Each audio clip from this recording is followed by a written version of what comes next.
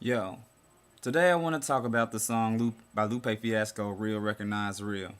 I feel it's a good song to go into because it introduces two concept characters from his second album, The Cool. If you haven't heard the song, I'll give you a link. Go look it up before you watch this video.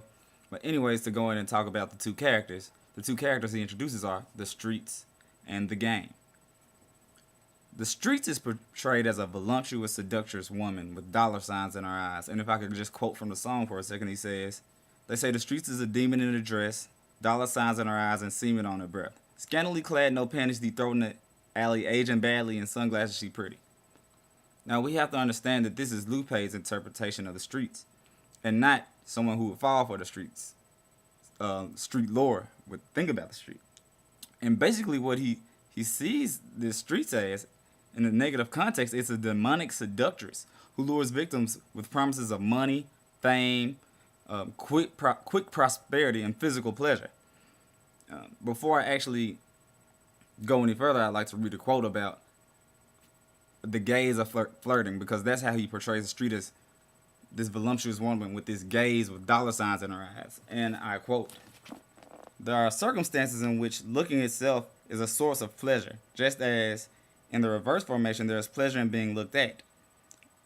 Originally, in his three essays of sexuality, Freud isolated scopophilia as one of the component instincts of sexuality, which exists as drives quite independently of the erogenous zones. And what this is saying is, there's clear communication with body language and with flirting. And what Lupe is saying is that's what the streets is doing. Have you ever heard the phrase, "the streets is calling me"? And he's saying, yes, the streets are calling you. It's flirting with you. It's trying to seduce you. But you don't want to heed that call because you're not going to get anything that the streets promise you in the end. Let's go behind the meaning with dollar signs in our eyes. What she's doing is seductively appealing to people's basic needs for money, for cash.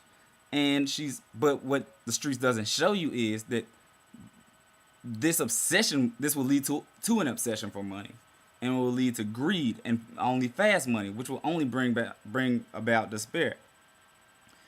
Secondly, she's scantily clad. Now, this is something that's fun to go with because scantily clad can mean two things. By definition, scantily clad means someone who's underdressed or half dressed. Now, if you're going to go with underdressed, we could say the streets is being scantily clad to show off its seductress, voluptuous body, to show that it is pleasurable if you were to take a part of this, and it will, so just to draw you near. But the other way to look at it is the streets is half dressed to cover up the half that the streets doesn't want you to see. Doesn't want you to see its rottenness, its evilness, the despair and desolation that's going to come out of the relationship with the streets. That's ultimately going to get you in the end anyway. Lupe Fiasco also says, "In sunglasses, she pretty." That can also be taken two ways. Also, the first way to take it is she wears the sunglasses like a mask to cover up her mangled face or the ugliness of her face and her true identity. And she wears these sunglasses with dollars and signs in her eyes to keep you focused on the obsession, the greed, the money that she promises that she's going to give you. And the second way you can look at this is that the sunglasses block out the light. So in other words, she's only pretty at nighttime. Have you ever heard, what's that song, "The Freaks Come Out at Night," or "Everybody Comes Out at Night," something like that? But anyways, all the drama on the streets usually comes out around nighttime. And that's because classically, even biblically, the light is associated with truth, knowledge, and honesty. When you put on these sunglasses, quote unquote sunglasses, you block out the light and bring on the darkness, which is classically and biblically associated with despair and desolateness. And another point he makes about the streets is that she has dead boyfriends' names tattooed on her titties. And it's an endless list somehow. But the list ranges from Al Capone to Alexander the Great. Now, what's this saying about the streets is that the streets is unfaithful. You're just not, the streets has many beaux. You're not the only one trying to get in the streets and get rich and prosperous and famous. And with this competition for people in the streets, that's going to lead to rivalries and ultimately disagreement, conflicts, and death, which is what the streets is all about underneath those glasses. And what Lupe Fiasco is saying, yes, the street is calling you. It's flirting with you. It has this disguise and putting on this image that is voluptuous, seductress. But in the end, it ultimately is going to destroy you. And that's what its objective is to do, is to destroy you. Now, the game is the second character in Lupe Fiasco's song, Real Recognize Real. The game is married to the streets. Nas mentioned on the song Queens Get the Money off his new album Untitled, my queen used a milkshake to bring y'all to my slaughterhouses. That's what the game is doing with the streets. The game uses the streets to get you in, wrapped into the game. So the game is a self-destructive process in itself. He says the game rides around on a stray bullet with prostitutes, pimp, dope dealers, and killers tied to it to pull it. A TV in his head, and he's known to ride around with the feds. Now, prostitutes, pimps, dope dealers, and killers are riding around on a stray bullet. What does that mean? A stray bullet has missed its target. And that's what all of these people are doing. They're missing their target. It's inevitable for them to miss their target because it's a stray bullet.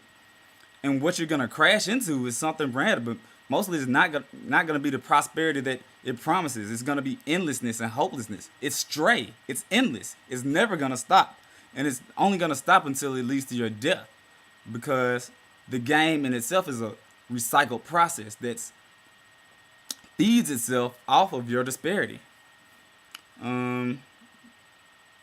Secondly, I damn near lost my place. It has a TV in its head. I'm sorry about that. I don't really know how to take TV in the head. TV could be interpreted as, one, it's appealing to everything that you're receiving in your information every day. That is, the game stays current and up to date, and it's always can influence you with its rhetoric because it's always hip to the new rhetoric.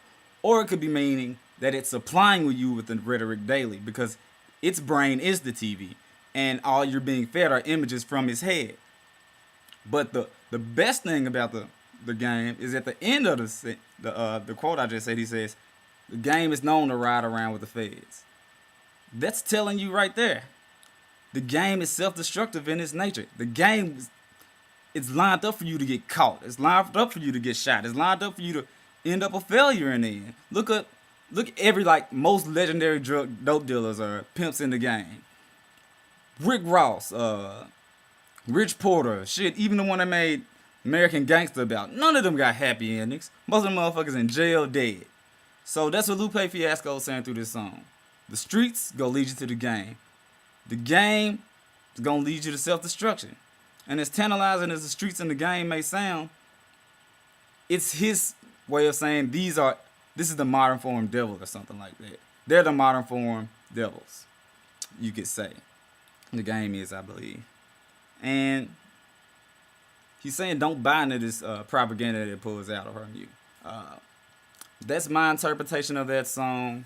If you got any other things you want me to look at, hit me up. Personal message. Get back at me. It's Chad. Peace.